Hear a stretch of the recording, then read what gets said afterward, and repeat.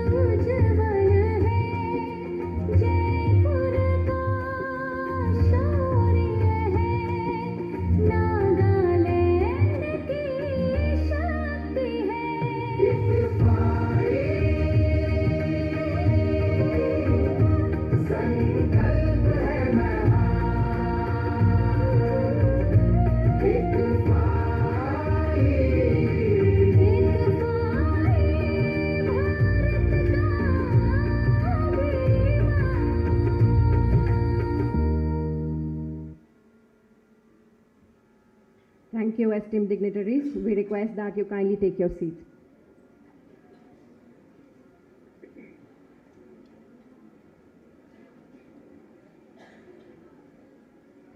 We now invite our Vice Chancellor, Sir T. Koti Reddy, to formally open the International Conference on Women 5.0 Open.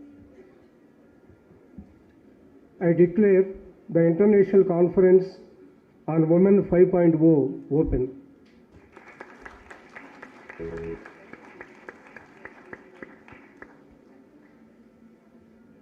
It is time now to understand the driving force behind the conference. We invite Dr. S. Vijay Lakshmi, Convener CWD, IFHE, to give the welcome address for the International Conference Women 5.0, Progress, Possibilities and Power, Reimagining Womanhood, Leadership, Equality and Innovation in the Changing World.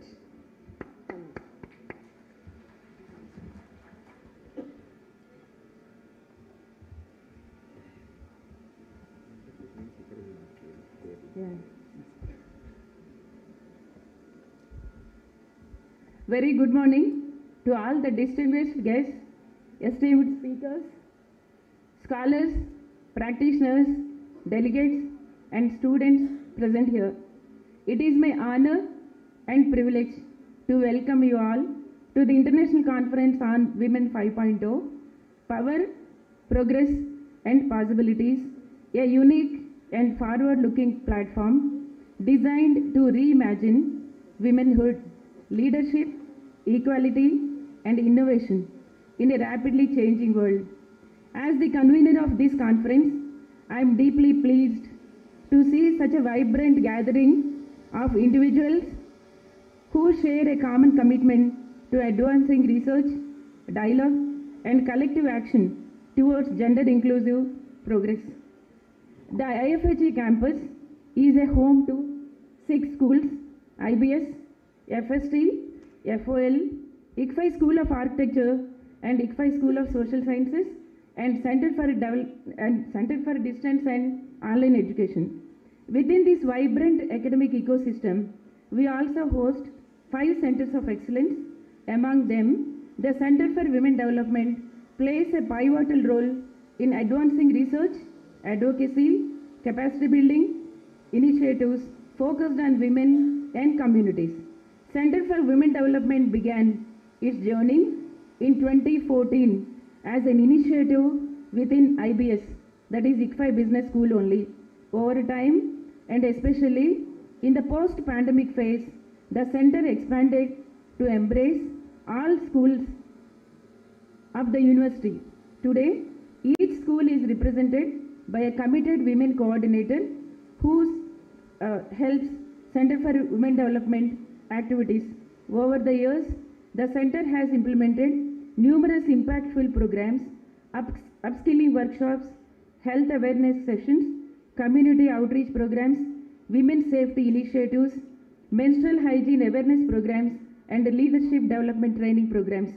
Our quarterly e-newsletter, Shobha, has also been a significant milestone with 12 issues published up to date.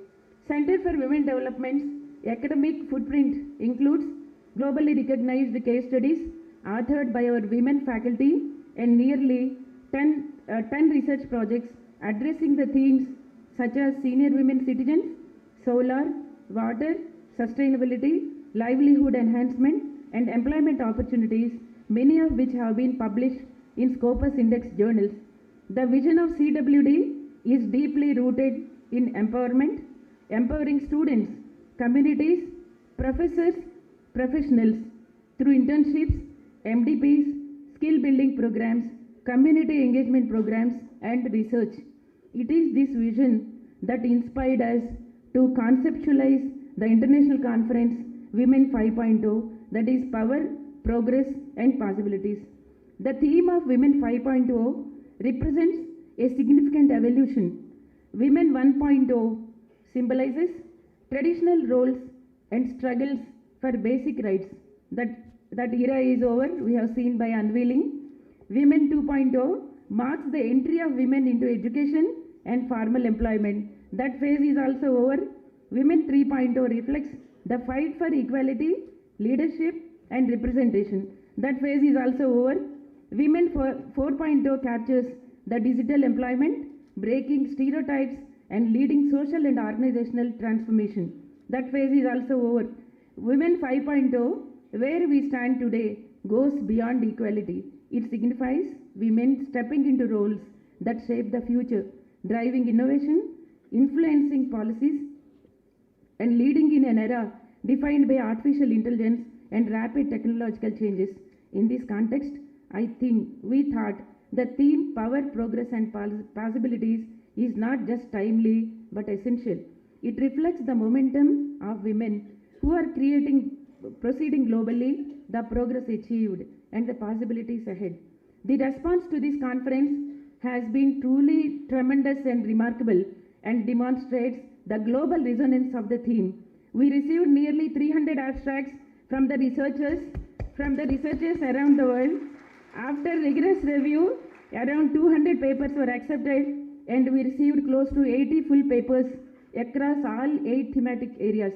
Scholars and practitioners have joined us from prestigious institutions such as Carnegie Mellon University US, Organ National Laboratories, US, and from countries including Australia, New Zealand, Sri Lanka, Bhutan, Nepal, and Bangladesh.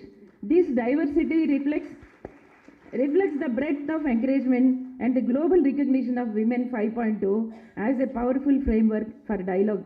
We acknowledge the collaborative support of our partners, the dedicated efforts of our reviewers, and the contributions of everyone who has played a remarkable role in bringing this conference to fruition. This commitment has helped shape a platform that encourages rich discussion, innovation, and meaningful exchange of ideas. As we began this conference, we look forward to insightful deliberations, thought-provoking sessions, and the development of ideas that will inspire action beyond these 2 days. We welcome you all, especially to all the paper participants. Our heartfelt gratitude to all of you who came all the way, whose presence strengthens the dialogue and the collective understanding of women's evolving roles in a changing world. Let this conference be a space of learning, sharing, and envisioning the future of Women 5.0, where power, progress, and possibilities truly converge. Thank you so much.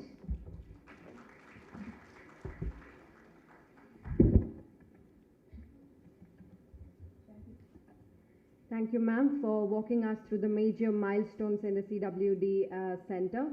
Now, may I now request Professor K. Sunita Rani, Dean, School of Social Sciences, University of Hyderabad, to grace the stage and deliver the introductory remarks.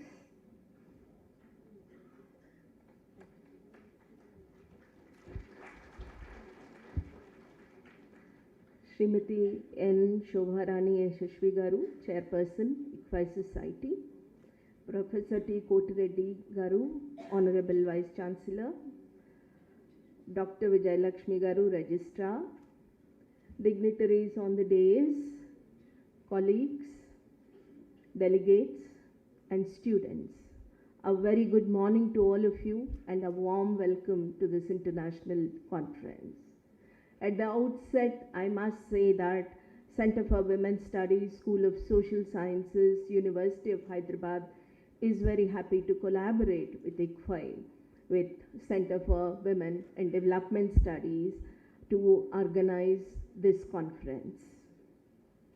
Center for Women's Studies, University of Hyderabad, runs a PhD program, a full PhD program, and it is very keen on promoting feminist readings, feminist pedagogy, and looking at particularly education at different levels. Apart from doing cultural studies, visual studies, and comparative studies, we are also very keen on doing field work and researching pedagogy.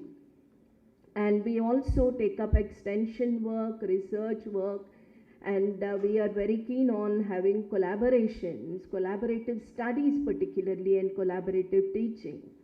Within the university, Center for Women's Studies teaches courses at various levels, mandatory as well as optional, at the undergraduate level, at the postgraduate level, and at the research level. Similarly, a quick introduction to the School of Social Sciences, which has 13 academic units, including Center for Women's Studies, which is looking forward to interdisciplinary studies with lot of interest, which is taking up interdisciplinary studies exactly like Center for Women's Studies at various levels in teaching, research, and collaborative activities. This is about the center and the school in a nutshell. Coming to the conference, while we were walking to the conference venue, we saw the pictures of, like Dr. Vijayalakshmi referred to it, the journey of women towards success, towards achievement. We are literally standing on the shoulders of those women who fought day and night, who fought tooth and nail even to access education, not just for themselves but also for other women, for everybody. I cannot but think of somebody like Savitribai Phule or Pandit Ramabai Saraswati or Tarabai Shinde in this context, who literally fought, who took so much backlash from society.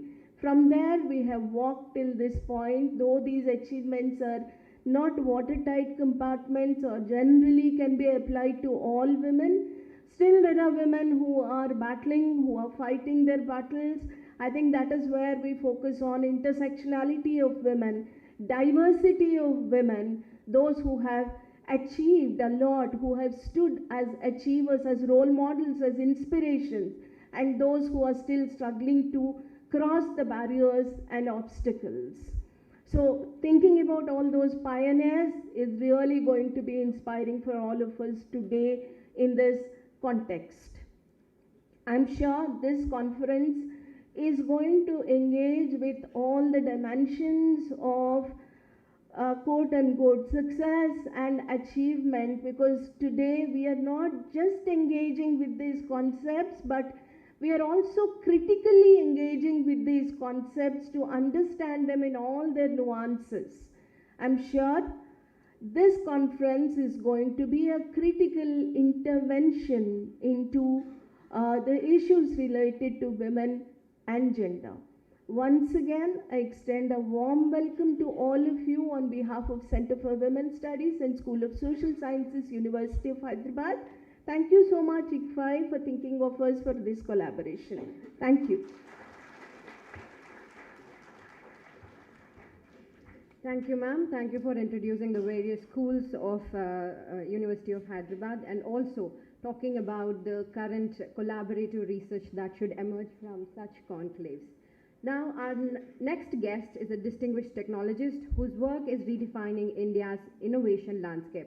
Professor P. Raja Lakshmi, Professor of Science Chair at IIT Hyderabad, leads THAN, the National Hub for Autonomous Navigation, and spearheads cutting-edge research and smart mobility, IoT, drones, and future communications. Her leadership has enabled innovations such as India's indigenous autonomous shuttle, showcasing how women in STEM are shaping the technologies of tomorrow. Please join me in welcoming Professor P. Raja Lakshmi, ma'am, to kindly address the gathering.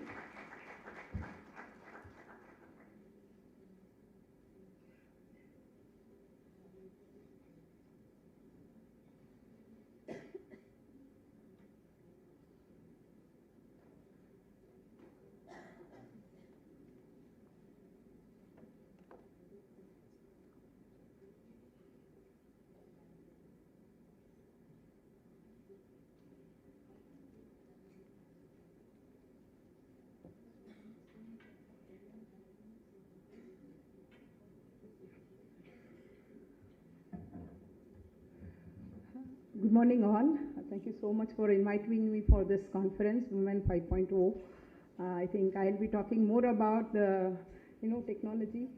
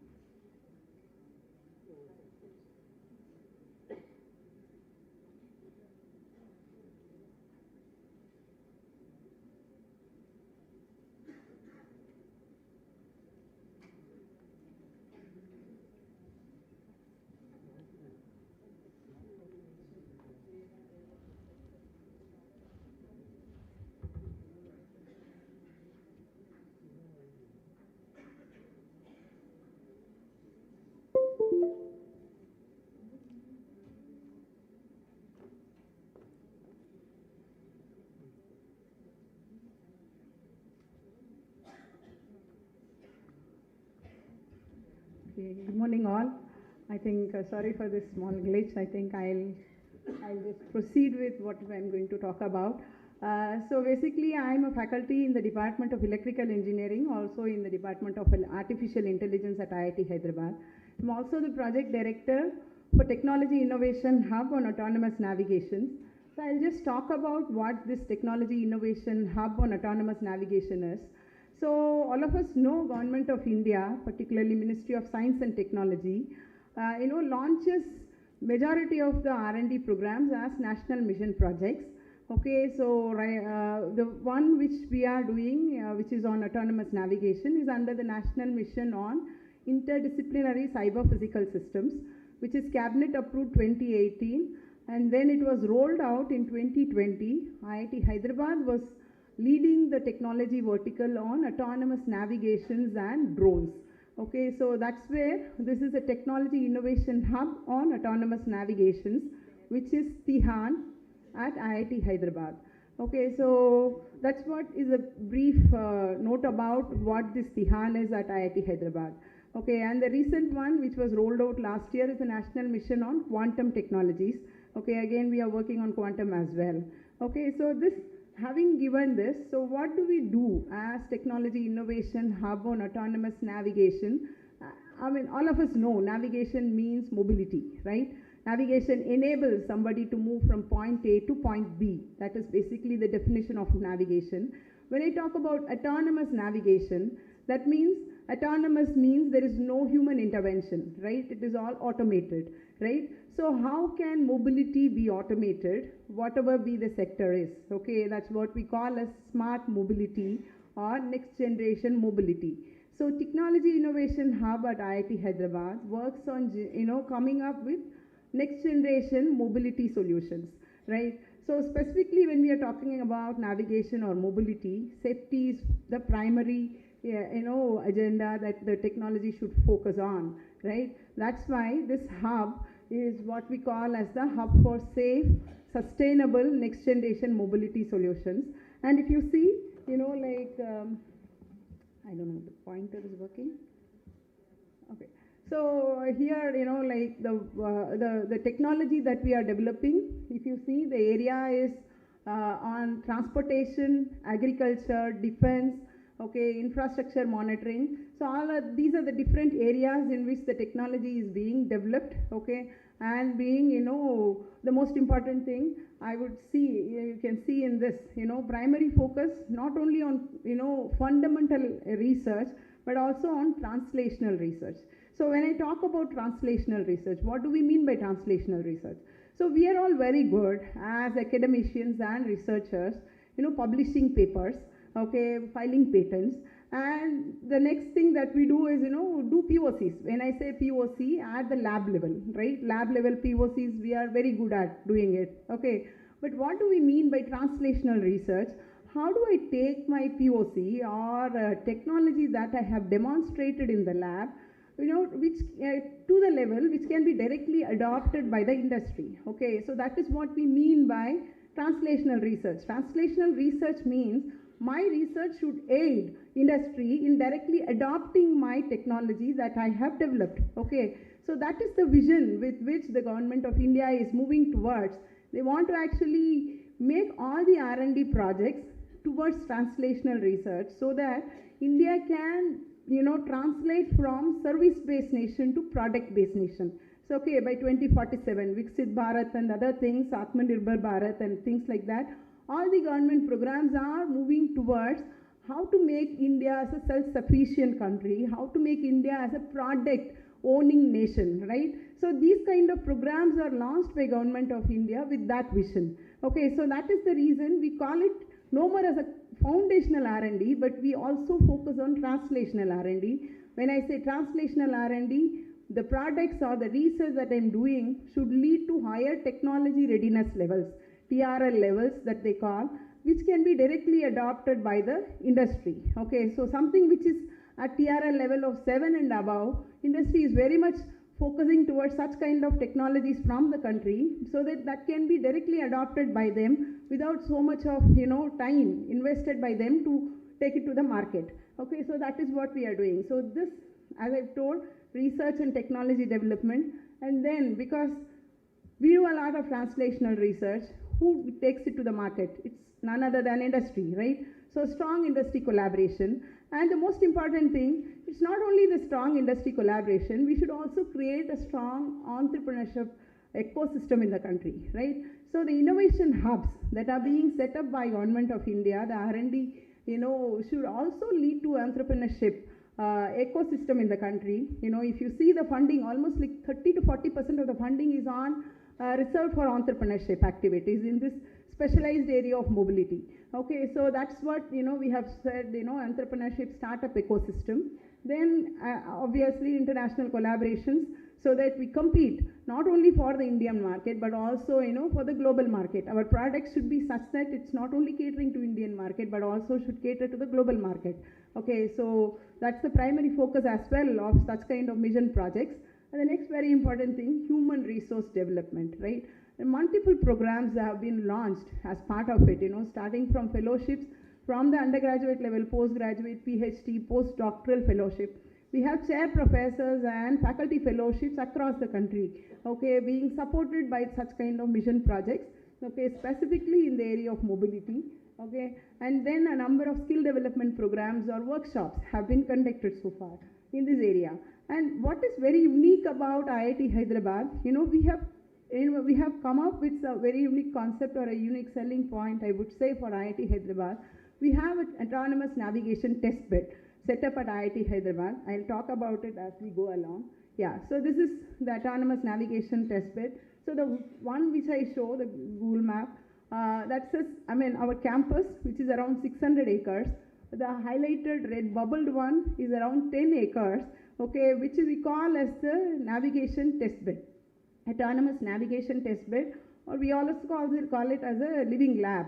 Okay, I was talking about the translational research, right? When we are talking about translational research, we need dedicated space where the product is tested and validated as per the standards, right? So when I talk about standards, there are different standardizing bodies, like it may be when I talk about mobility, autonomous vehicles, Euro NCAP standards, UNEC standards, ISO standard, BIS standard, right? Different kind of standards exist. So we need to do, after my lab development of the prototype, I have to go to the field and test the product as per the standard. So that's what happens in this. This is one of the very unique, the first of its kind in the country itself, where 10 acres of land have been dedicated for, development of autonomous vehicles and autonomous drone, okay, in the country. Okay, so that's what you can see, you can see this is the aerial view, a drone-based image.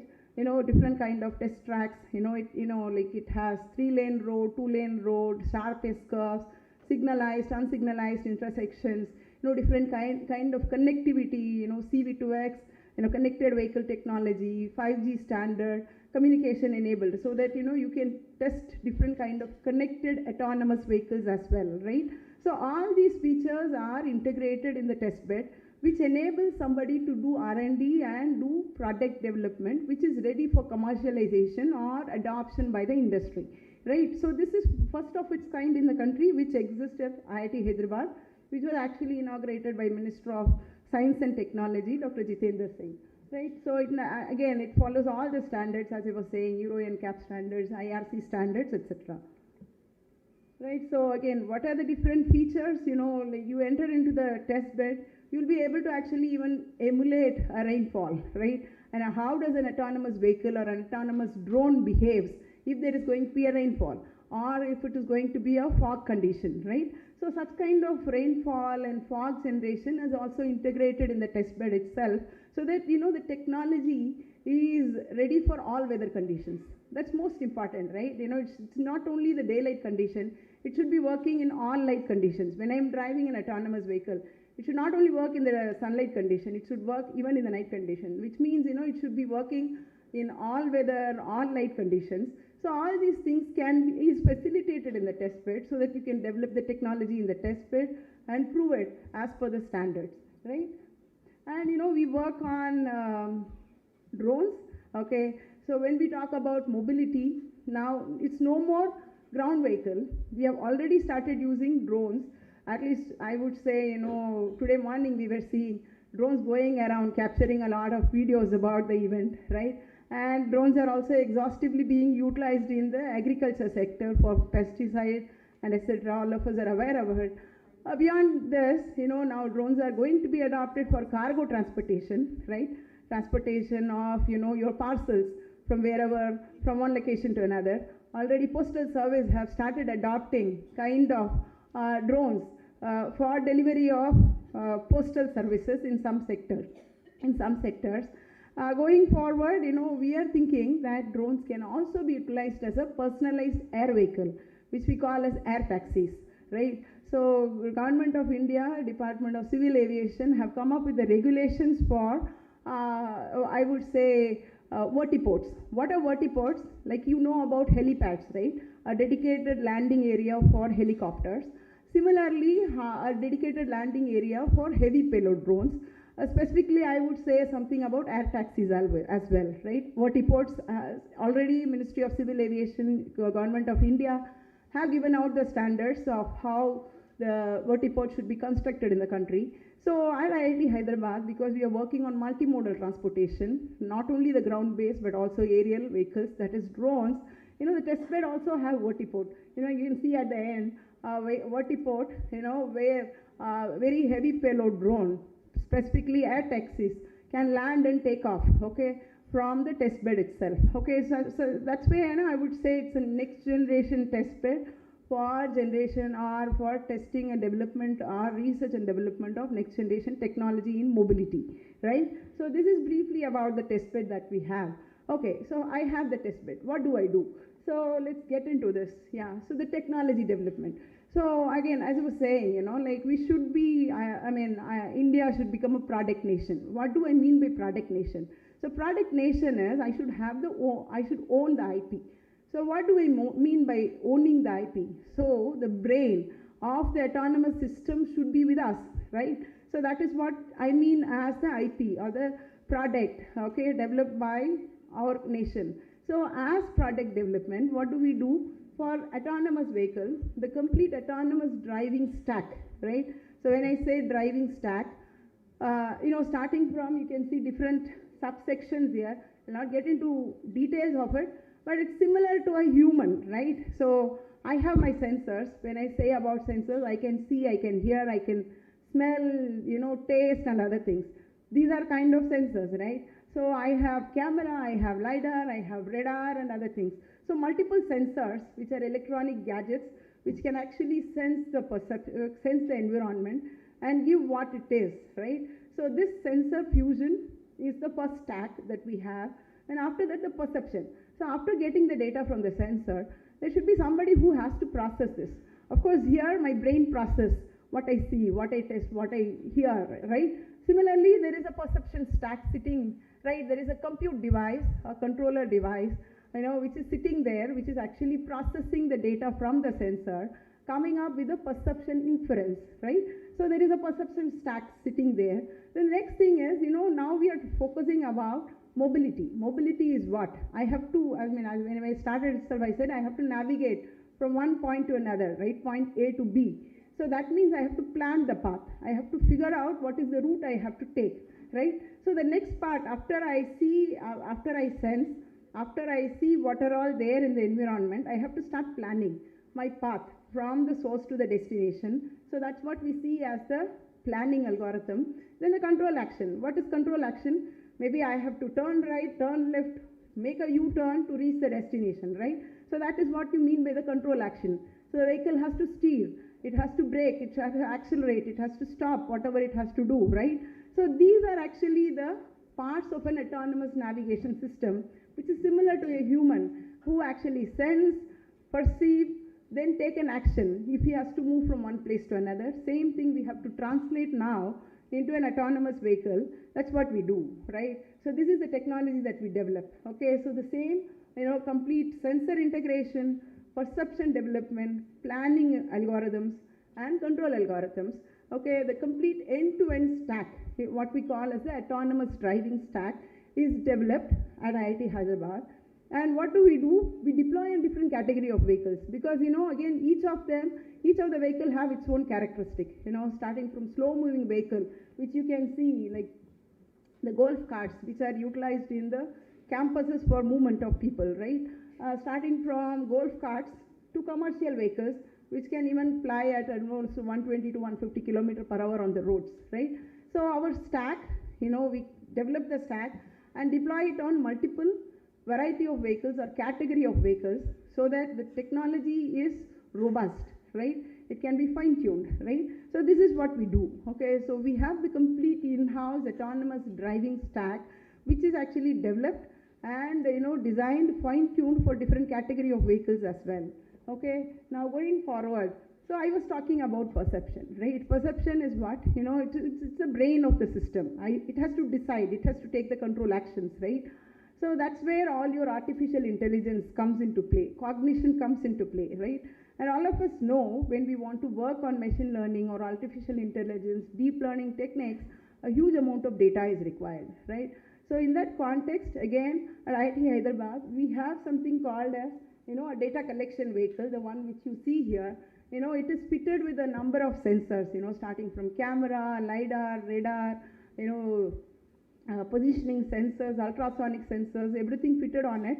And we have started the mission, which we call a safari, starting from Hyderabad up to Jammu and Kashmir. We have driven the vehicle, okay, collecting the data.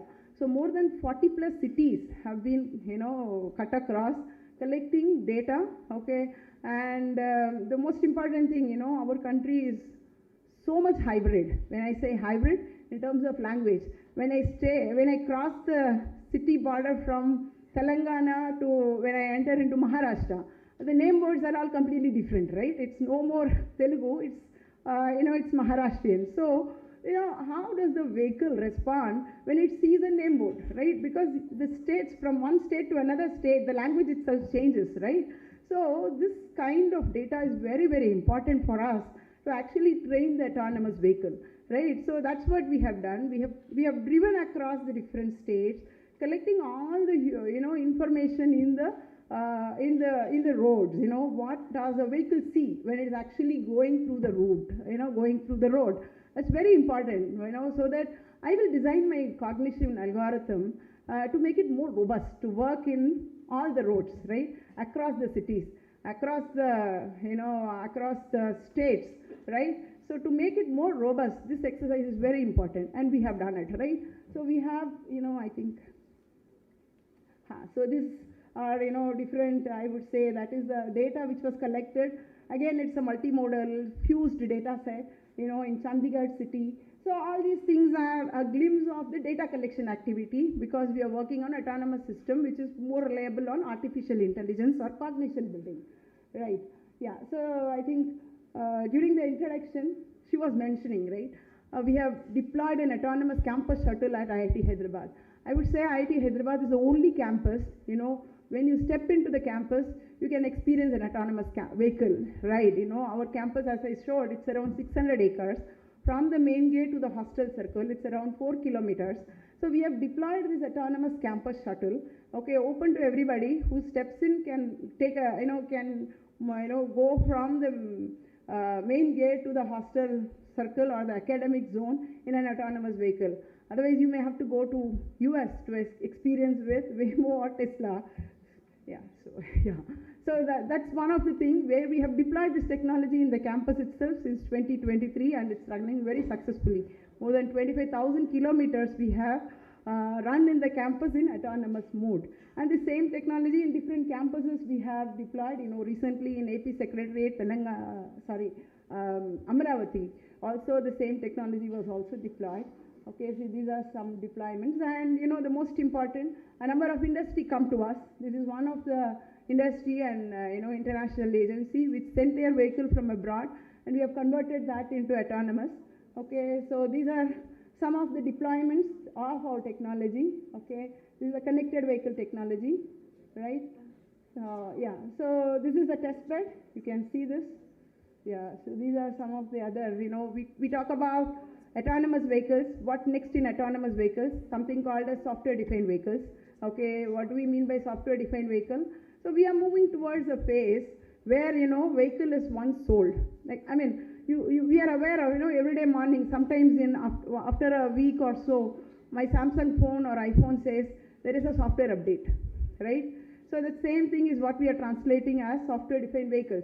So you buy the vehicle, okay? So for the next version of the vehicle, you don't have to get the next version of the physical car, but the software update happens from the cloud, right? So that's what we mean by software-defined vehicles. So they give you a platform, a basic version, okay, and advanced feature can be updated from the cloud itself, okay? That's what, it's called as a programmable E&E architecture. So that's what the next stage of autonomous vehicle is. We are moving towards that. Yeah, so this is all about the ground vehicles. Since I told that we are also working on drones, I'll just briefly touch upon what we are doing on drones.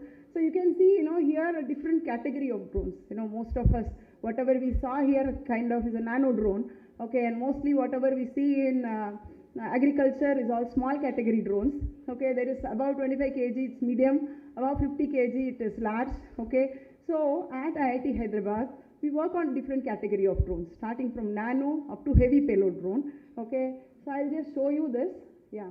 So this is a heavy payload category drone. This is actually a single, I would say, a passenger drone, which can carry up to a 100 kg payload, okay. There is a mannequin which is sitting there. This is from one end of the campus. A 4-kilometer air corridor was set up, and we are doing the trials, okay, which we call this as Palankia. Palankia in Telugu, I think it's a Sanskrit word of Palaku, right, which can carry actually a single person at least, okay. So the first version already tested, trialed, okay. It's all completely autonomous. Nobody is piloting it, okay. It's all pre-programmed. It's completely autonomous. We are working on the next version, which you see there, okay, which is Palankia 2, which is actually undergoing test, okay. So this is a heavy payload drone which can be utilized for carrying humans. Specifically in our context, it's more can be like an air ambulance, right, where you want to actually in emergency evacuate a person from one place to another, to the nearby hospital and other places, right? That may be the immediate requirement. The next version, I would say, another heavy payload drone which we call as a Chakravyu. This can carry up to 200 kg of load, okay. So this is also tested, validated, and we are working with defense for some of these prototypes to be delivered to them. Yeah, so these are some of the finer details, technology details. And the next very important thing is a surveillance drone, so an AI-enabled surveillance drone, okay. And then, the swarm of drones, you can see here a swarm of drones. Again, this is very, very important. When there is a large area, we want to deploy multiple drones to do large area surveillance. Specifically, again, strategically is more important, right? So we have this swarm of drone technology as well. Okay, so these are some of the other deployments. So this is again one very interesting thing, indoor navigation drones. Again, this is very useful for defense applications. So apart from the conventional drones that we have seen, we also work on something called as bio-mimicked drones or bio-inspired drones. So you can see in this, you can, maybe, it's like an honeybee, right? A drone which is like an honeybee. Okay, so this is more again from the strategic application perspective, which is camouflaged, and it can be utilized for, surveillance applications, right? So they are also called as ornithocopters. Yeah, I think. So these are some of the, again, edge-based drones and some more technology. Again, as I was saying, we are moving towards cloud-based, over-the-air updates.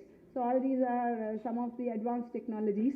And Manning, again, one of our, guests was saying about the standardization process. All these are very, very niche technology, advanced technologies. So there does not exist any of the standards so far. So who will evolve with the standard? And specifically, the standards have to be custom designed for India specific, I would say country specific. Okay, so we participate a lot in standards building also, because we do not have standard for autonomous vehicle. We do not have standards for autonomous drones in the country. Okay, so with the R&D that we do, we contribute a lot to TSDSI, BIS and other bodies in terms of standardization as well. Okay, yeah. So at IIT Hyderabad, we are working on end-to-end connectivity, starting from last mile, shared services, and also, I would say personalized air vehicles, like, whatever I was talking about, the air taxis, okay, end-to-end multimodal transportation as, solution for next generation mobility solutions. Yeah, thank you so much.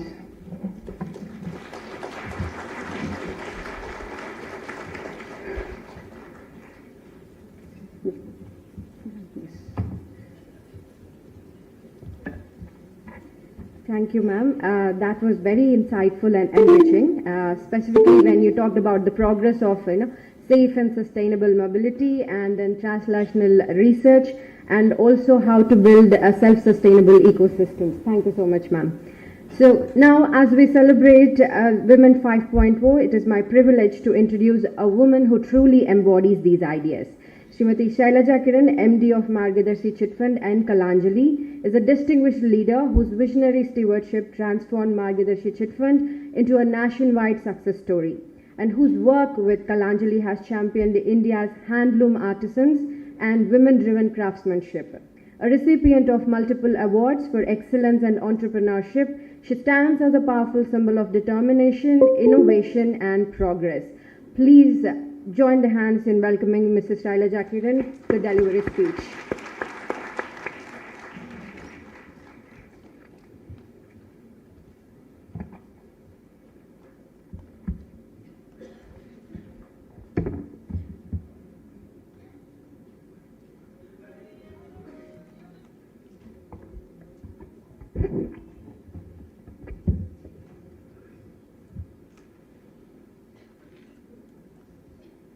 Good morning, everyone. My dear students, delegates, and dignitaries on stage. It's a privilege and a joy to stand before this vibrant gathering of women and men who believe in possibility, in progress, and in the power of change. When I first read that theme, Women 5.0, what does it mean? To me, it signals an evolution. We trace our journey through time. As Dr. Vijayalakshmi Garu mentioned, Women 1.0 was about survival, finding a voice in a world that often denied it. Women 2.0 was awakening, demanding education and basic rights. Women 3.0 stood for empowerment, entering workplaces, politics, and professions. Women 4.0 sought equality, fighting for representation and recognition. We need to change the attitude with which we look at women. A progressive society does not say she's just a woman. It says she is an equal, she is capable, and she is powerful. Women don't need permission. They need opportunity. They don't need protection. They need respect. They don't need sympathy. They need equality. Mindset is not changed by laws alone. It changes when homes change, families change, and thinking changes. When a woman hears her parents say, "We trust you," when a husband says, "Go ahead, I'm with you," and when children say, "We are proud of you," something magical happens. She gains confidence. She begins to believe in herself. She becomes ready to face the world. Confidence is the first gift a family can give a woman, and I stand before you as an example of that. I'd like to say a few words about myself. I'm a graduate from Ethiraj College, Chennai. I went to PhD College of Tech, MBA. I always grew up being the eldest daughter of parents with two girls. Always thought my father was an entrepreneur, started hatcheries, and I always grew up thinking that I will be running his business. So right from 10th class onwards, I used to go to office, see what he was doing, not only learn what he was doing, I also learned cooking from my mother by seeing. I never cooked. She never let me cook because I was in hostels, and she used to think that I'll hurt myself. but 3 times in my life so far I have cooked only by seeing what she did. So why I'm saying this is, if you observe intensely, you can do anything in life.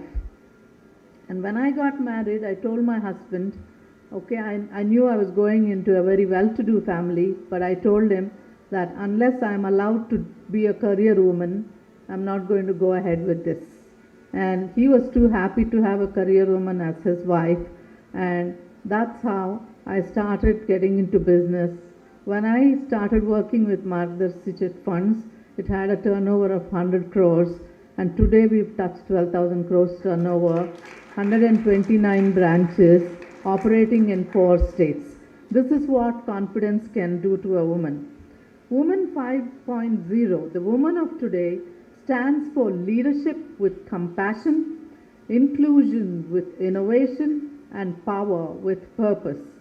This is the era of the evolved woman, digitally skilled, socially conscious, globally connected, and deeply human. For generations, power was defined by control, authority, and hierarchy. But women 5.0 are teaching the world that true power lies in empathy, collaboration, and resilience.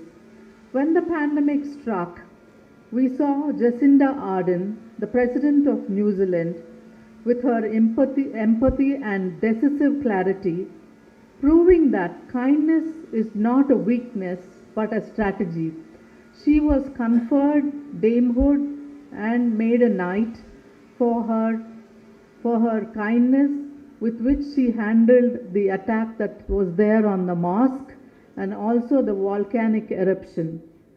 Power is no longer about being above others, but it is about lifting others. In our organizations, in our communities, and in our families, leadership today is all about creating spaces where others can thrive. Every generation of women has pushed humanity forward, from Savitribai Phule, who opened the first school for girls in 1848, or Dr. Tessie Thomas, who was heading India's 4th and 5th Agni missile projects. The story of progress is written in courage and conviction. In politics, India's Women Reservation Bill 2023 has assured 1/3 representation of women in Parliament and state assemblies. This is going to get implemented from 2029, a milestone that will reshape public life. In business, over 15 million women entrepreneurs are driving India's MSME sector. And in rural India, the Kudumbashri movement in Kerala has shown how women collectives can transform local economies and create security for millions of livelihoods. Progress is visible, but we must remember each statistics represents countless unseen efforts, late nights, and moments of self-doubt turned into determination. Progress is never accidental. It is intentional. While we celebrate progress, equality remains an unfinished chapter. Even today, women on an average earn less than men for the same work. In most Fortune 500 companies, less than 10% of CEOs are women. Unpaid care work, the invisible backbone of our society, still falls disproportionately on women. But the picture is changing. Great women entrepreneurs don't just start businesses, they start missions. Consider Falguni Nair, founder of Nykaa. At the age of 50, she got out of her comfort zone, left a secure job to create an e-commerce beauty platform for Indian women. People mocked her, investors doubted her. But her mission was clear: to give women access to quality products and confidence. Nykaa became a billion-dollar company. Falguni Nayar became India's richest self-made woman. Her success comes from purpose, not privilege. Roshni Nadar Malhotra, India's first woman to head listed IT company, shows that succession can be merit-based and not gender-based.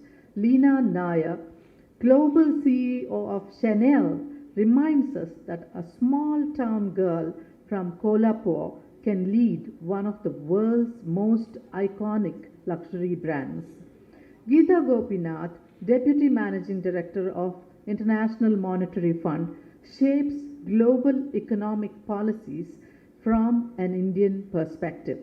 Equality is not merely about opportunity, it's about outcome. It requires supportive ecosystems, mentorship, flexible workplaces, inclusive hiring, and most importantly, the courage of leadership to believe in diversity. Diversity is being invited to the meeting. Inclusion is being asked to speak. Innovation is not just technological, it's the ability to see differently, to connect the dots together what others overlook to see. Women have always been innovators. Dr. Swati Mohan, the Indian origin NASA engineer, guided the landing of the Mars Perseverance rover. Aditi Avasti, founder of Imbibe, is using artificial intelligence to personalize education for millions of students.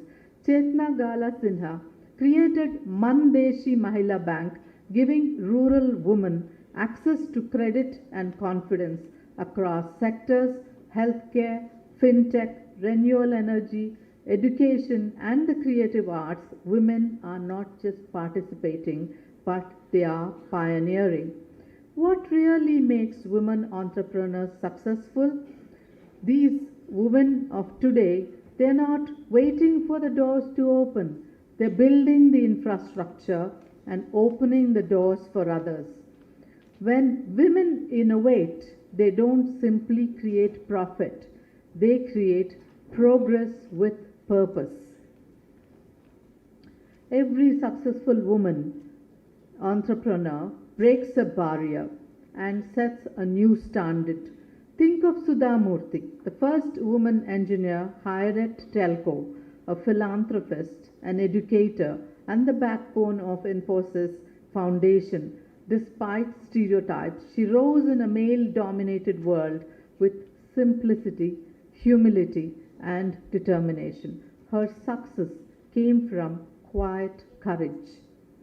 The future belongs to those who can merge humanity with technology, empathy with efficiency, and purpose with performance. That future is feminine in spirit, though not exclusive to women, so all the men here can be happy about it, because it values balance, care, and sustainability. We are entering a decade where women will lead in AI ethics, ensuring technology remains humane. Women entrepreneurs will build climate smart and socially responsible businesses. In government and in governance,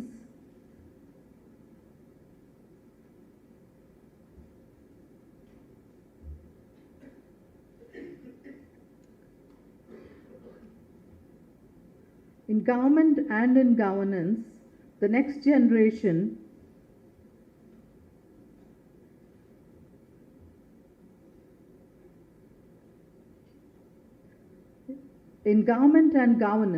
more women will design policies rooted in inclusion. In science and sports, the next generation will soar higher than we imagined. The possibilities before us are endless, but they require partnership. Men and women must walk this road together. Gender equality is not a woman's issue.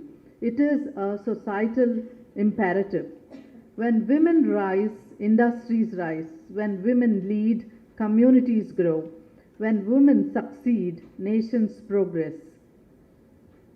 As I look around this hall, I see the face of Women 5.0, the entrepreneur with a dream, the teacher shaping your minds, the professional balancing of ambition and care, the students with questions no one has asked before. You are not just part of change, you are the change. There is no force more powerful than a woman determined to rise. Empowered women don't compete with men, they complete the world. When women lead, humanity wins. I would like to mention that you need to think big. You need to have multiple goals. You need to create the businesses which become characteristics and they are the kings of that category. Like the Ubers, like the Apples, like the Amazons. So let us step into the era of Women 5.0 with our heads held high and our hearts open, ready to harness power, accelerate progress, and unlock infinite possibilities. Thank you, Jai Hind.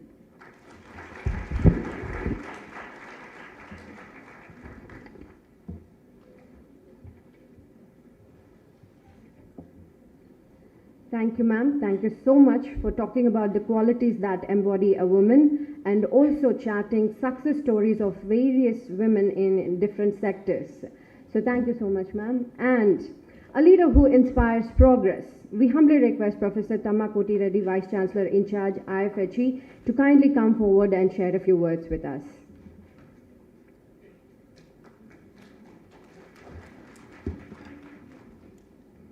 Respected Madam Srimati Shobharani SSV, Chairperson ICFAI Society, Mrs.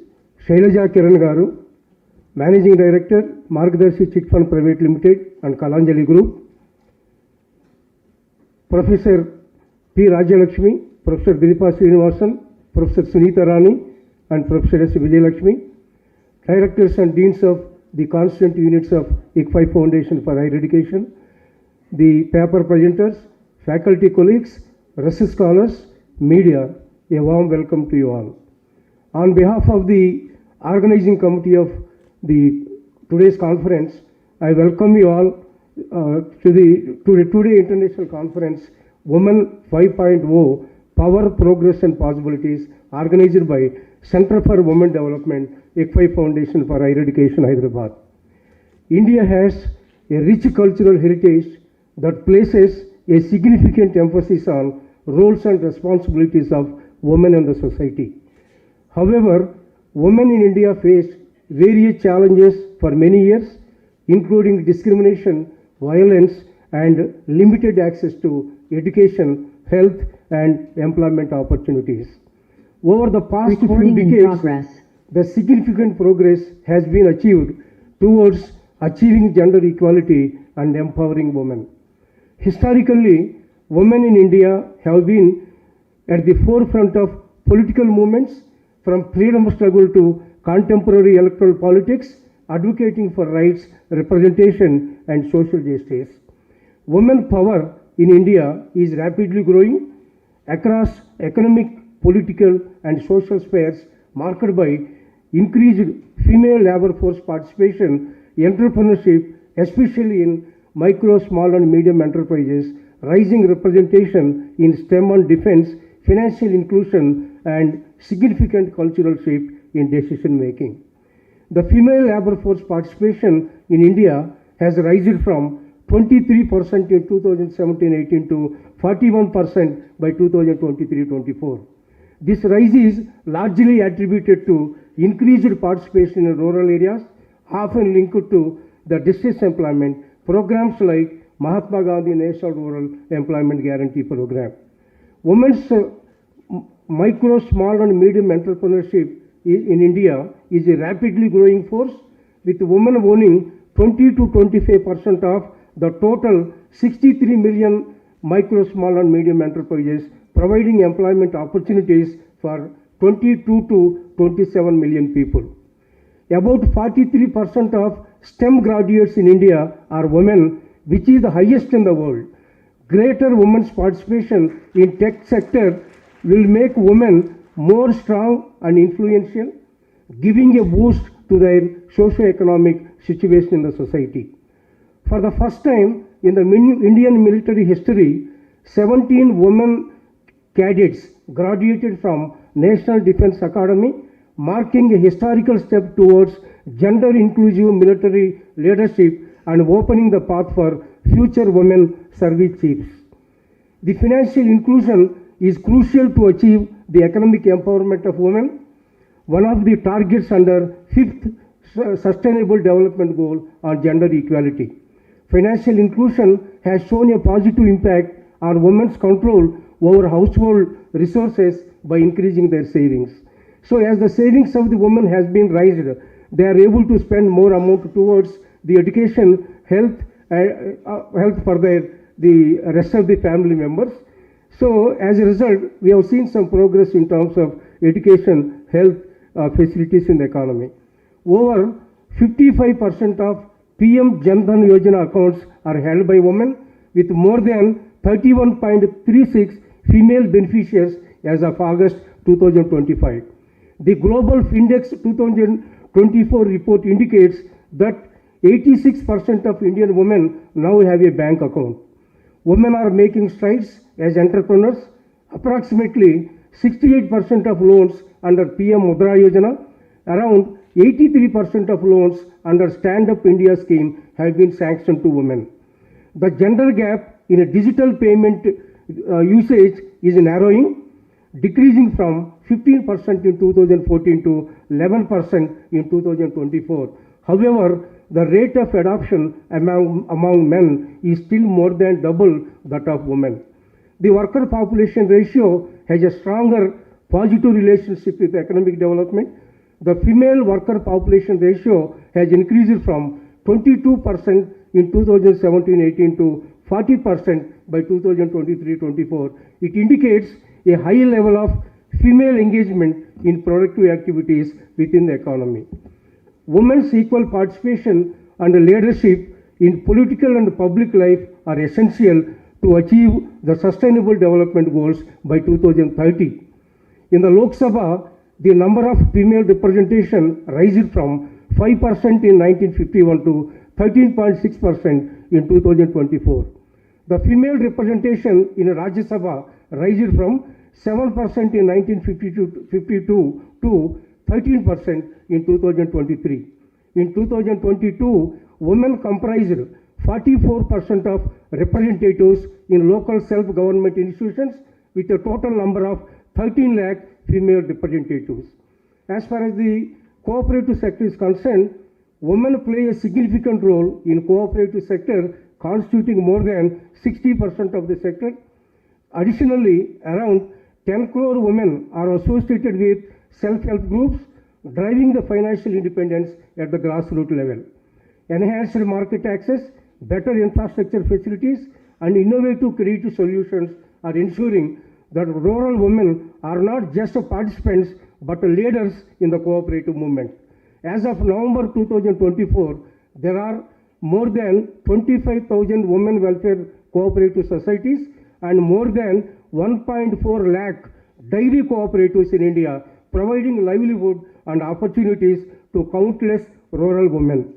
The Indian progress over the last few decades has been shaped significantly by the resilience and contribution of its women. Whether in agriculture, education, governance, technology, entrepreneurship, sports, science, or arts, women have continuously expanded the boundaries of what was once considered possible. There is a greater enrollment of women in professional degrees in the field of engineering, medicine, law, business, and social services. There has also been an increased number of women employees in the workforce, particularly in the IT sector, healthcare, finance, media, and entrepreneurship sectors. While we discuss the achievements, we must honestly confront the persistent challenges that women are facing at present, such as gender gaps in the labor force participation, unequal wages and occupational clustering. For example, according to International Labour Organization, women earn roughly 73% of what men earns. So there was a 27% gap in terms of wages paid to both the men and women. And safety concerns and gender-based violence, digital divide and limited access to assets, underrepresentation in top leadership roles. These are the various problems that women has been experiencing. The young women in the age group of 15 to 29, particularly those with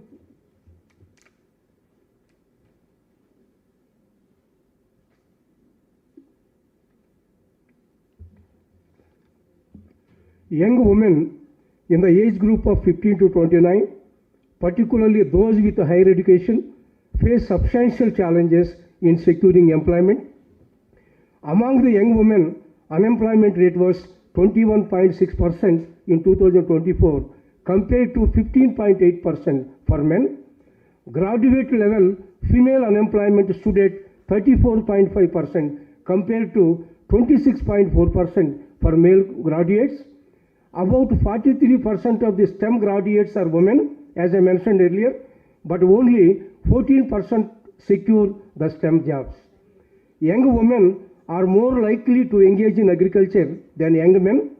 In tertiary sector activities such as trade, hotels and restaurants, public administration, health, education, transport, storage and communication, there is a large gender gap in favor of men. India has a large proportion of youth, particularly among women, not in education or employment or training, and this was especially more pronounced among older youths than younger ones. For example, if you observe, the women not in employment, not in education, and not in training amounted to 48.4%, while it was 9.8% among their male counterparts. Despite constituting a significant portion of agriculture workforce, their proportion in the workforce agriculture sector is more, but they own only 14% of the agricultural land.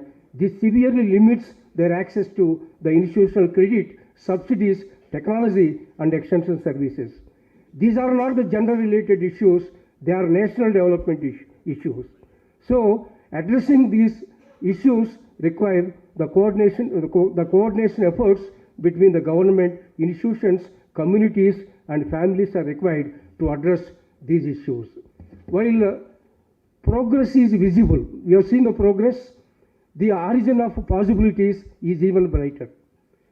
So, if India wants to get benefited from the demographic dividend, it is necessary to enhance female labor force participation. Once we enhance the female labor force participation, it can add trillions of rupees to the national income of the country. The proper steps are required to turn the huge female STEM graduates, because 43% out of the STEM graduates, women proportion was 43%. If you convert them into the leadership in artificial intelligence, robotics, green tech, health tech, and digital services, so it would help them to achieve some empowerment. By investing in mentorship, research funding, innovation ecosystem, and gender-inclusive workplaces, India can create the world's most diverse and dynamic STEM workforce. So, women-led micro-enterprises and startups are expanding. They are rapidly expanding. With access to credit, markets, digital tools, supply chain linkages, women can redefine the local economies. They can create more employment opportunities by moving from micro to small enterprises and from small enterprises to medium enterprises. The integration of technology in governance opens new possibilities for ensuring dignity and protection. Digital empowerment is not only a tool of convenience, it is a gateway to financial independence, civic participation, and social mobility. So the empowering women through climate technology, green technology, and sustainable livelihoods can transform India's climate resilience strategy, ensuring women's representation at all levels, that is at the national, state, and at the corporate level also, in policy decisions and scientific research is also essential. The economic empowerment among women can be achieved by adopting gender responsive budgeting, expand social security benefits, formalizing the employment, ensuring safety mobility, and promoting flexible work arrangements. By creating women entrepreneurship, India could create more than 30 million women-owned enterprises, potentially creating 150 to 170 million jobs. And we have to encourage the universities and industries for collaboration, encourage universities and industries to collaborate through internships, apprenticeship, and research partnerships. The declaration of 2026 as the International Year of Women Farmer, it is an opportunity for the governments to introduce systematic reforms in the agricultural sector. The women farmers are not just beneficiaries, they are agents of change for ensuring food security, rural prosperity, and climate resilience. To sum up, I thank the organizing committee, advisory committee, and the members of the Center for Women Development at ICFAI Foundation for Education for an excellent organization of this conference. I sincerely appreciate the efforts of Professor S. Vijayalakshmi in successfully organizing this conference. I extend my sincere gratitude to Madam Srimati Shobharani Yashashvi, Chairperson ICFAI Society, Shri V.R. Shankara, President ICFAI Society, for their exceptional dedication to promoting academic excellence. I wish all the paper presenters and other participants to have a fruitful deliberations and a transformative conference ahead. Thank you, Vananda.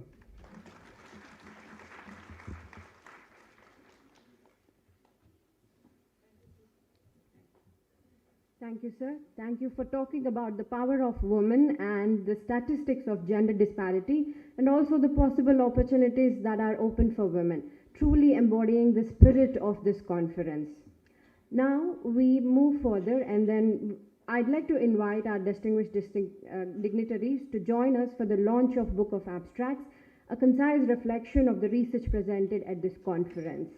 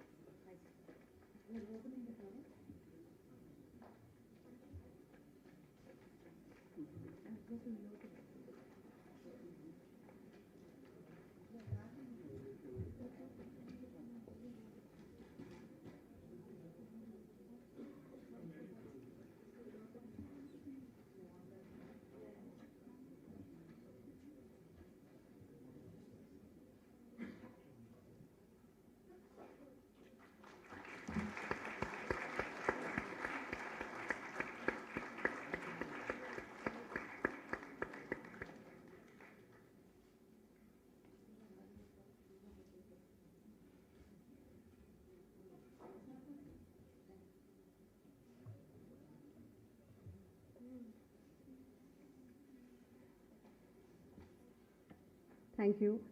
Now we request Mr. Sudhakar Rao, Director Branding, IFHE, to join all the dignitaries on the dais to launch his book titled One Step at a Time. Sir, please.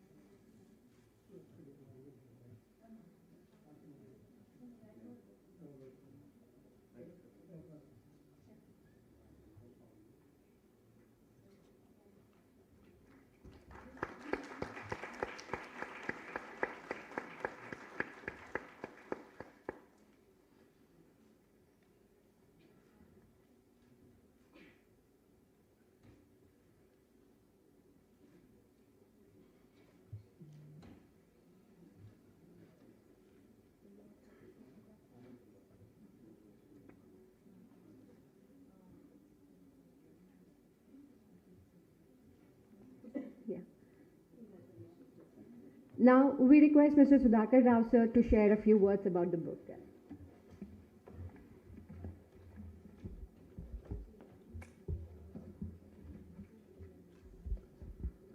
Mrs. Shailaja Kiron, Madam Shobarani Yashashvi, Dr. Mamta Achanta, my sister, Dr. Nida, Mr. Pattabhiram and his students, directors, deans, faculty of constituent schools of ICFAI here in Hyderabad, the organizers led by Dr. Vijayalakshmi, the collaborators led by University of Hyderabad, all the esteemed professors, good morning to all of you. I welcome you all to this book launch, and my co-author, Dr. Nishchita Muppavarapu, I believe she is online. Can we bring her on the screen, please? She is joining from Chennai. She is not able to travel to Hyderabad for this book launch. I'll briefly, while this is being set up, I'll briefly explain. This is the journey of our student, Dr. Nishchita. She studied MBA with ICFAI 20 years back, and after that she has switched into MBBS, which is a rare thing. She has become a doctor. That was a big big decision to make, and from there she studied specializations in US and other countries, and she has become aesthetic dermatologist. And right now she has clients like Rajnikant, Kamal Hassan, Stalin, and the ilk. She has prestigious clients. Of late, she has been appointed as the honorary consular for the Republic of Costa Rica in Chennai. She was also one of the youngest members of the Tirumala Tirupati Devasthanam board. At the age of probably 32, 33, she was appointed. She is now 40. So this book is about 40 years of life, 35 years of evolution, 20 years of mentorship. I come in there at various crossroads and junctions, at dilemma points. She had consulted me and I kind of responded, which she captured everything in the book. All in 162 pages in 12 chapters. Dr. Debashish Chatterjee, the director of IIM Kozhikode, has written the foreword. I want to thank him for writing the foreword. The book cover is designed by Mr. P. Rajendra Prasad, who is somewhere here. Raise your hand. He is a gold medalist photographer from the JNTU College of Fine Arts. I want to thank Dr. Vijayalakshmi Garu for encouraging me to launch this book in this conference. Women 5.0 is an amazing conference. When I started curating the themes and the topics and the discussion points for this and interacting with Dr. Vijayalakshmi, I felt this is something we need to support and be part of wholeheartedly. So Women 5.0 and a high five to all the men in this room. Why this book is connected to the conference? There is one connection. It is not about the Women 5.0 is not about chronological evolution of, say, from 1.0 pre-1900s to the 5.0 from post-COVID era. It's not about that. It is a civilizational evolution, and this is marked by several accomplishments, reflections, progress, role modeling, and building the nation, and therefore is extremely important. And somewhere very nicely in this book there is a journey of an individual, but it is not about accomplishments. It is about learnings. It is about pausing, reflecting, capturing those several moments of truth and calling them success when one has got an opportunity to pause and reflect. Success obviously is not a leap.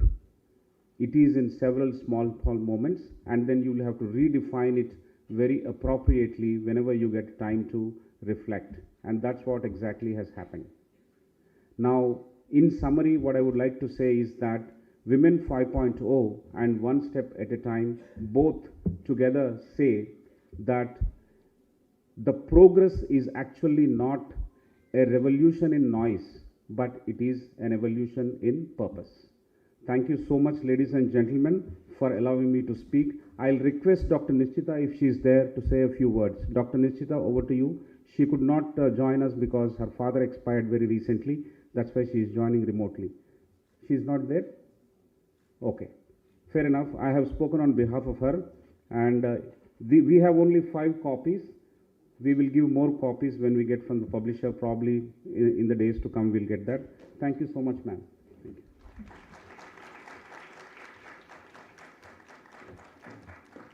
Thank you, sir. Thank you for giving us a brief glimpse about the book. With this, we conclude the launch ceremony. Thank you, dignitaries, for your time and support. Now, ladies and gentlemen, we now request Srimati Yan Shobha Rani Yashashwi, Chairperson, ICFAI Group, along with Convener CWD, Madam Vijay Lakshmi, to felicitate our distinguished guests. We'll first request Dr. Raja Lakshmi ma'am to come forward for the felicitation.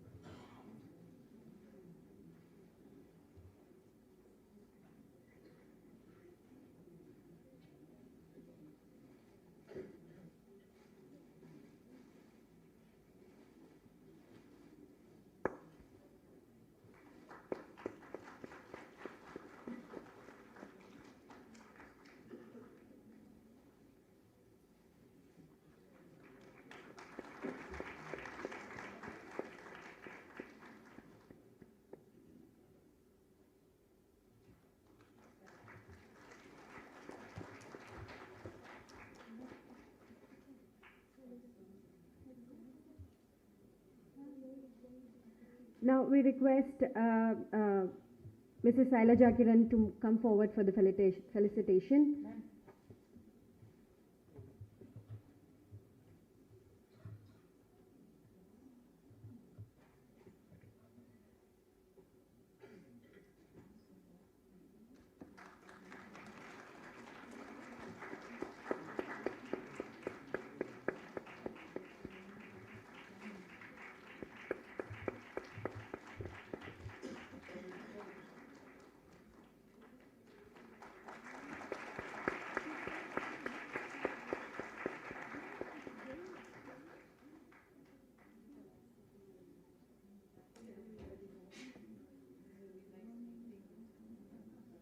Now we request Dr. Sunita Rani, Dean HCU, to come forward for the felicitation.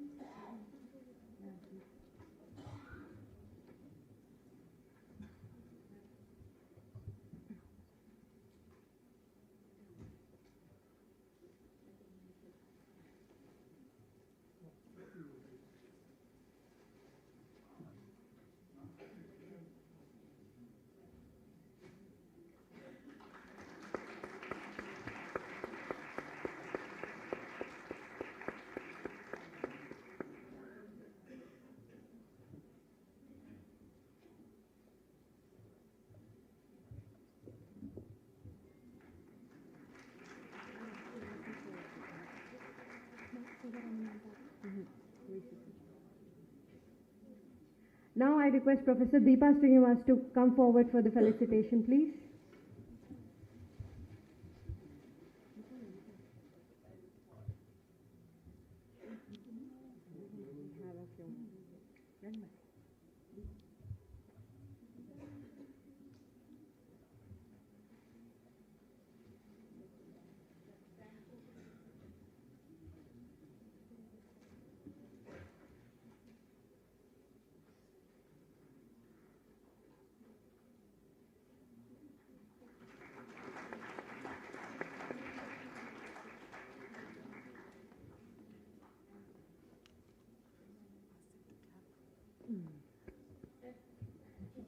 Now we request Srimati Yan Shobha Rani Yashashwi ma'am and our registrar ma'am to felicitate our VC in charge, Professor T. Koti Reddy sir.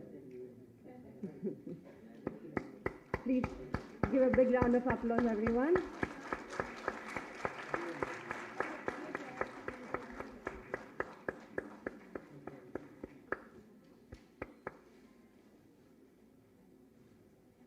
Ma'am, one more, ma'am. Now I request Shobha Rani ma'am to felicitate our convener CWD, Dr. Vijay Lakshmi ma'am, to commemorate her relentless effort and to making this event a grand success. So please join her.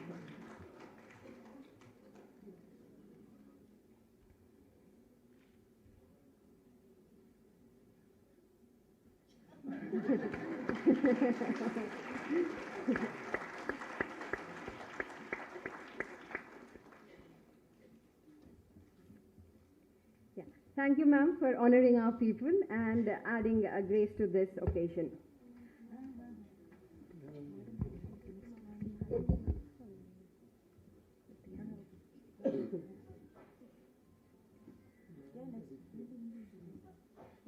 Yeah. Now we take this opportunity to acknowledge and honor our valued sponsors whose generous support has played a vital role in the success of this event. We respectfully invite our esteemed sponsors to please come up onto the dais for their special felicitation. So we have Mr. Debashri Patnaik and Mrs. Rajita Bhatt from Dr. Reddy's and Mr. Debalochan Swar, Deputy General Manager and Regional Head, Mr. Sirish Chandra Mishra, Chief Manager of Canara Bank, and Mr. Sunil Gogia from Asia Law House, Hyderabad, and Prithvi Raj, Senior Vice President, and Mr. Vikram C, Senior Manager of HDFC Bank.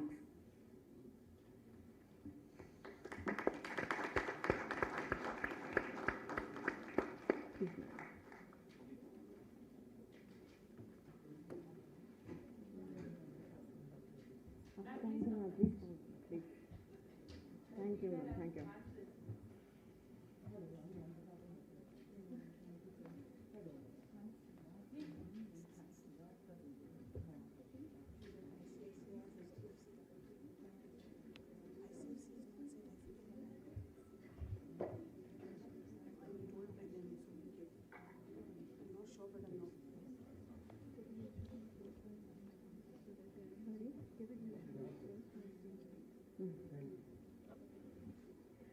Give a huge round of applause for our sponsors, please. Your encouragement and commitment have strengthened our efforts, enabling us to transform this vision into reality. We extend our sincere gratitude for your trust, partnership, and continued support. Thank you.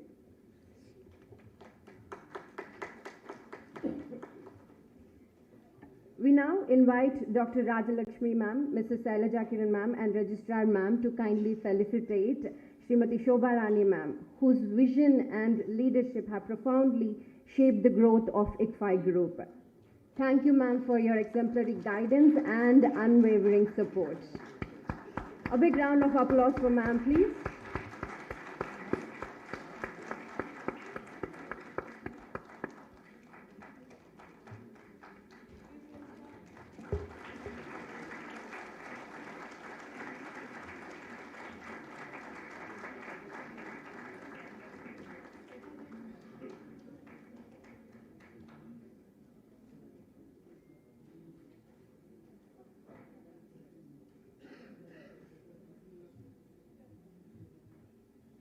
We request Shobha Rani ma'am to share a few words with us.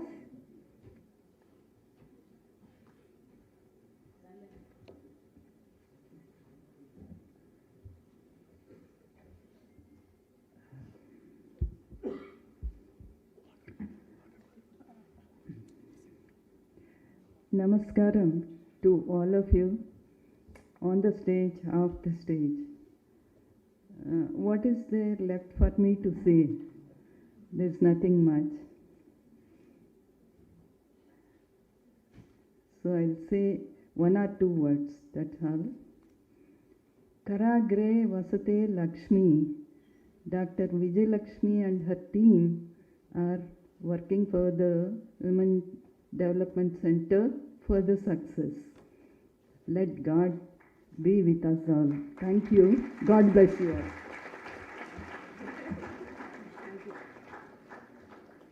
Thank you, ma'am. Short but yet powerful, remarks. Now, to formally conclude this session, we now invite Professor Deepa Srinivas to deliver the concluding remarks and offer her scholarly reflections. Please, a big round of applause for ma'am, please.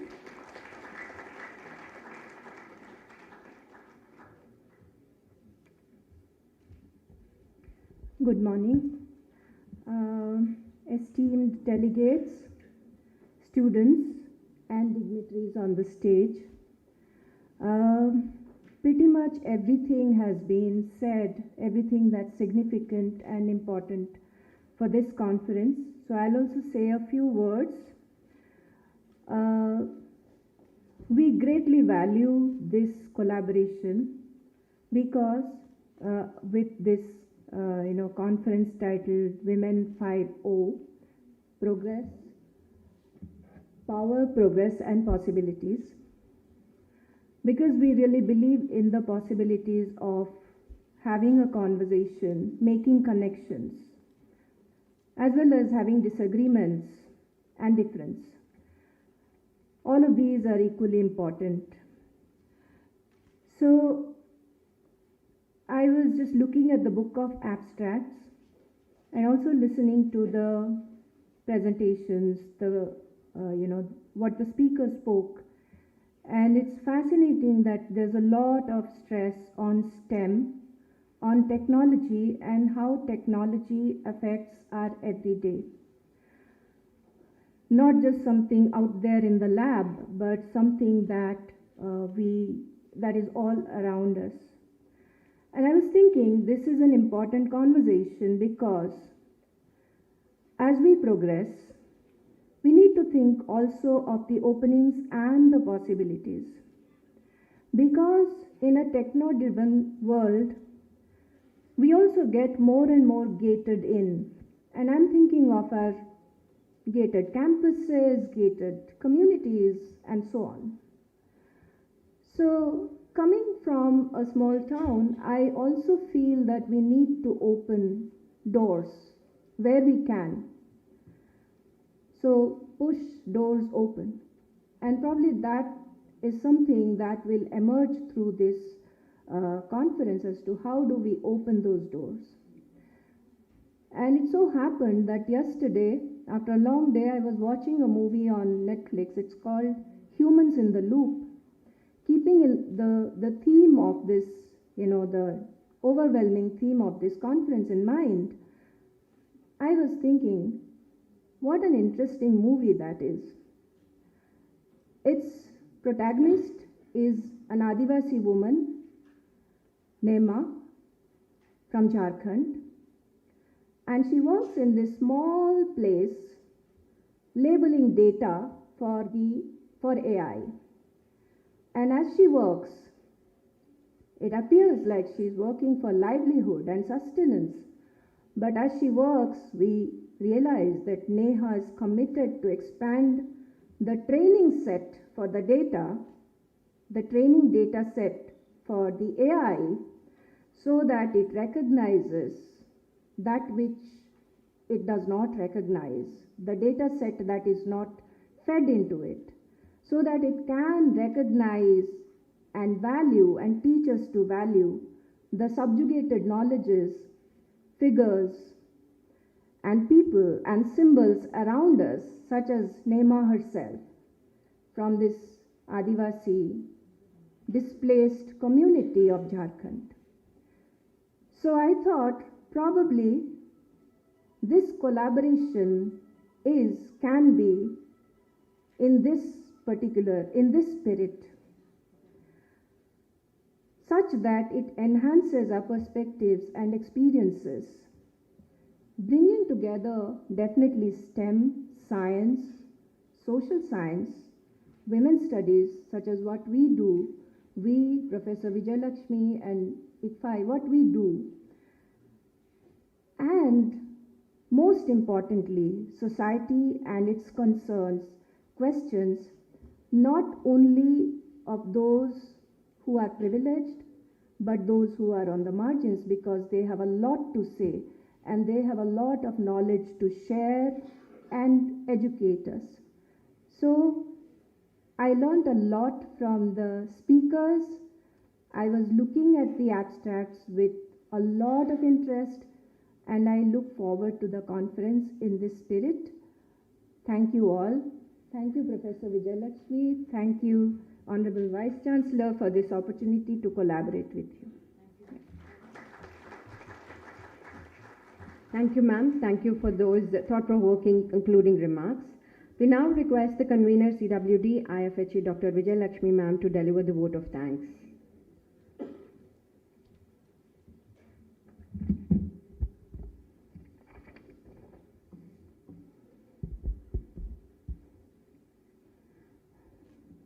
Namaste to one and all. I stand before you with immense pride and heartfelt gratitude to deliver vote of thanks on behalf of the Center for Women Development IFHE at the conclusion of inaugural session of this two-day International Conference on Women 5.0, Power, Progress and Possibilities. On behalf of CWD, I extend our heartfelt gratitude to our Chancellor, Dr. C. Rangarajan, for his continued encouragement, guidance and support. We express our deep sense of gratitude to Srimati Shailaja Kiron, Managing Director, Margadarsi Chit Fund and Kalanjali for gracing this occasion and delivering an inspiring keynote address. Thank you so much, ma'am. We convey our sincere appreciation to Mrs. Swati Lakra, IPS, for readily accepting our invitation, although she could not attend with us due to an urgent cancellation before just 5 minutes of our inauguration due to some CM's program, I think. But she is very enthusiastic to attend this conference, but we deeply value her support. We are saying thanks to her also. Yeah, thank you. Our heartfelt thanks to Srimati Raja Lakshmi ma'am, Professor IIT Hyderabad, for her insightful and thought-provoking address, which added immense value to this conference that is focusing on product-based than service-based. Thank you so much, ma'am. We are profoundly grateful to Srimati Shobharani Yashashvi for her gracious presence and her unwavering support to the Center for Women Development right from starting forever. Thank you so much, ma'am. I don't know backbone and front bone, but she is a bone to our CWD. We sincerely thank Sri V.R. Shankaragaru, President ICFAI Group, for his constant support and vibrant leadership and guidance throughout this.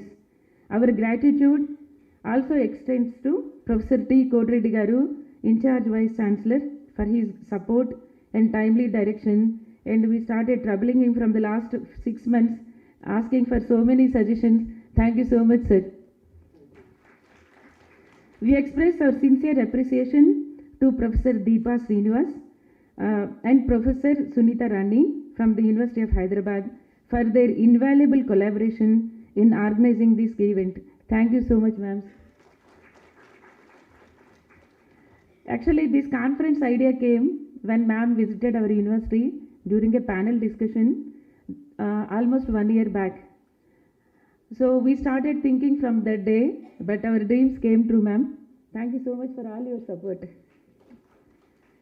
Our heartfelt acknowledgement goes to our distinguished advisors, Srimati Shushila Kaushik, Srimati Kalpana, President IAWS, Dr. Maya Joan, former President IAWS, and Mrs. Mani Meklai, former President Center for Women Studies, for their continuous guidance and encouragement. Last visit, when I visited Delhi, I met these people. They started telling me, Vijayalakshmi, start on Women 5.0. Then actually I also don't know what is 5.0. Slowly we have emerged out of discussions. They could not be able to come because of the indigo crisis. That is another crisis which created crisis for us also. So thanks to all of them, and they blessed us and they guided us, and I took a lot of decisions for taking this conference ahead. We gratefully recognize the generous support of our sponsors. I want to say proudly on behalf of Center for Women Development that this is a self-financed or sponsored conference, first time in the ICFAI history.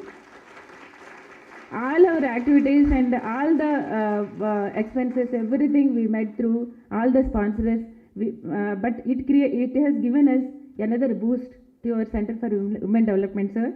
We gratefully recognize the generous support of Dr. Reddy Labs. Ma'am is there. Big round of applause to her. ICFAI Bank, APR Group, HDFC Bank, Canara Bank, Kotak Bank, Varun Motors, Swiss Castle, Arya Convention, and Asian Lahos, Hyderabad. They supported till yesterday night. They started in discussion with us, and everything we could be able to achieve. Of course, our university is there for us anytime, but this time we took as a challenge that it should be a self-financed kind of a conference. But our dreams came true. Thanks once again to all of you, sir. Our sincere thanks, of course, to Narayana sir, Shailaja garu, Venu sir, Sanjay Floria, to somebody are missing, to all the directors, Sainath garu is there, to deans, faculty members, and for their best wishes and their always support. I think they might have thought last 1 year these people are working. What is output? This is output. Yes, I think you will support us. A special word of appreciation to Sudhakar Rao garu branding for his unwavering support throughout the conference. Thank you so much, sir. I trouble him also like anything. So this is the result of our torture to you. We want to share that this conference is truly international, as we have received 9 papers internationally from international participants. That is proudly I can say that they are going to do presentation online tomorrow. So this year we are delighted, and one big strange thing happened in this year conference that first I should bless and thank all our students. Why? Because I told about the conference theme. Of course, I blackmailed that if they submit one kind of a paper, see, at the end of the day, university should be benefited, faculty should be benefited, students should be benefited. Their deliberations can be converted into our research papers, so that university at large and students specific, they will be benefited. So, big round of applause to all our students who contributed the papers. Nearly 60 students submitted their abstracts. Very interestingly, especially they did lot of work on analysis. So my congratulations and blessings to all of you, to all the students. The women faculty and staff, I am using the word women specially underline karke, because they are the strength in our campus. We express our sincere thanks to all the CWD coordinators and members.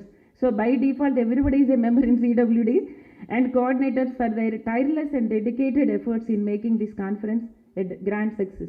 I didn't ask anybody, voluntarily they came, they contributed right from day 1 till yesterday night 4 o'clock. Thanks to all of you.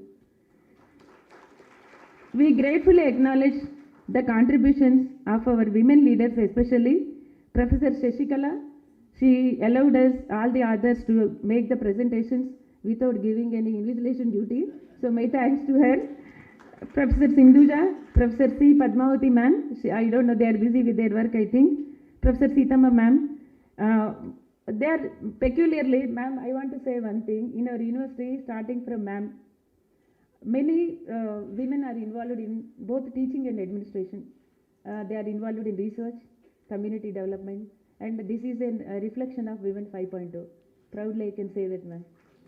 Yeah. Even in boards, academic council members, BOS, women quota is there. It is not a quota, it is a voluntary contribution. They are doing a lot in our university for the development of our IFHE. So thanks to all of them. Administration is the backbone of IFHE. We extend our sincere gratitude to the entire IFHE administration. To the entire IFHE administration team under the leadership of Samad Garu, Indranil, Mr. Indranil Garu, Sri Ramanamurthy, Sri Rangarao Garu, Murthy Garu, by standing us, ensuring the smooth conduct of this event.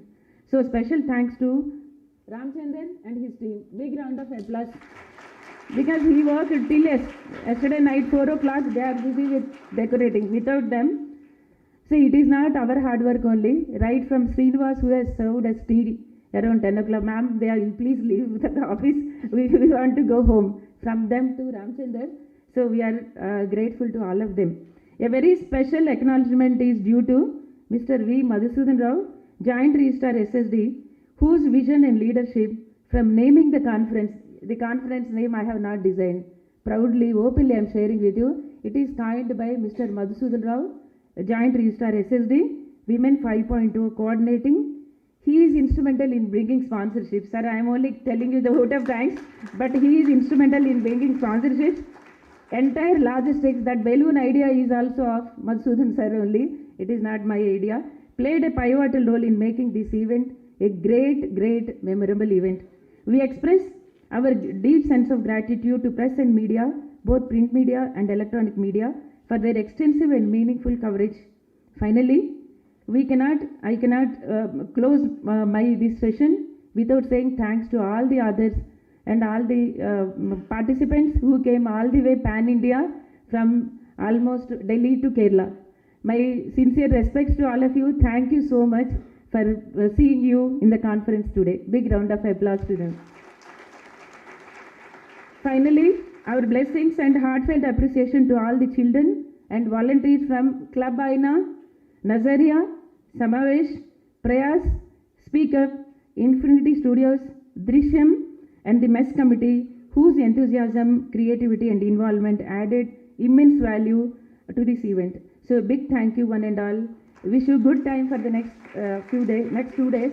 If anybody I have missed, please think that they are always appreciated. Thank you one and all. Thank you, ma'am. Thank you for your thoughtful words of gratitude. And now a few announcements regarding the photographs. We request all the dignitaries to come forward for a group photograph, please.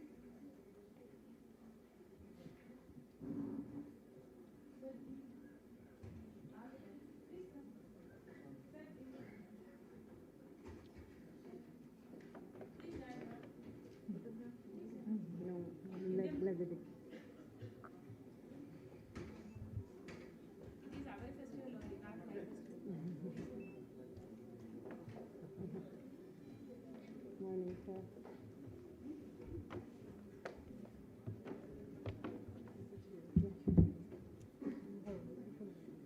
Thank you.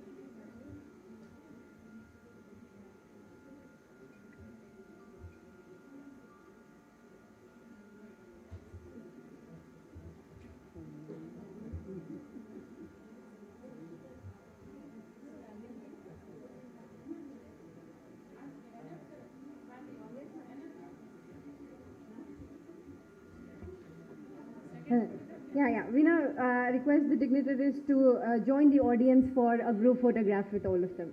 Come on, please. Yeah, yes.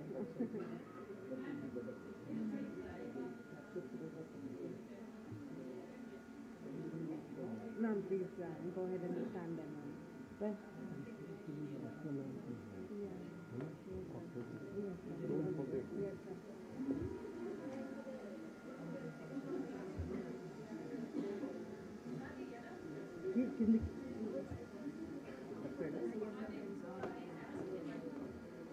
yeah, we request all the audience to stand for the group photograph, please.